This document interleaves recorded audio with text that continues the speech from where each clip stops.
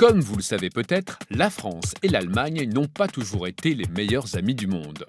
Ce soir, Laure Godino nous guide à travers l'histoire tumultueuse de la guerre franco-prussienne de 1870.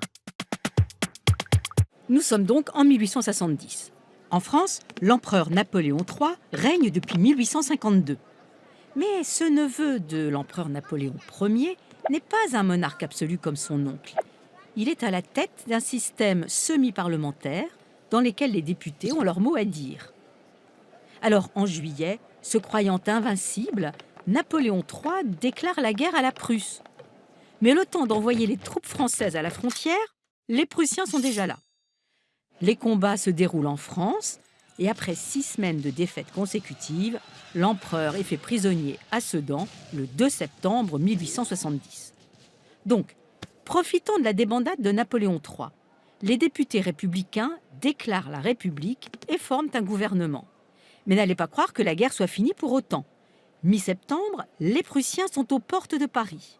Et c'est carrément à Versailles, oui, à Versailles, que s'installe leur état-major. D'ailleurs, le fameux château, symbole de ce que fut le rayonnement de la France sur l'Europe, est transformé en hôpital de campagne prussien. Une humiliation totale pour la France.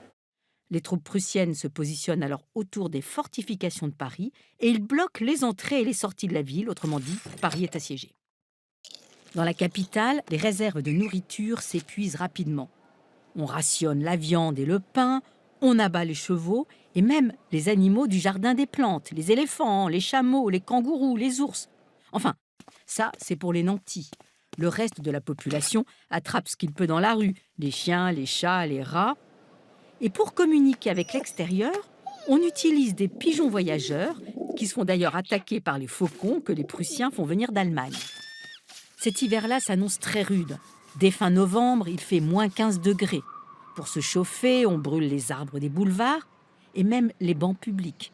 Chaque semaine, des centaines de Parisiens meurent de pneumonie, de bronchite, de fièvre typhoïde.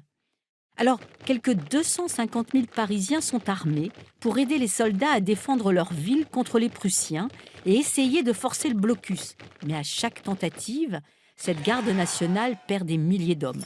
Il faut absolument des renforts. Léon Gambetta, ministre de l'Intérieur, quitte Paris en ballon pour rejoindre Tours, où une partie du gouvernement s'est réfugiée. Il veut rassembler de nouvelles troupes.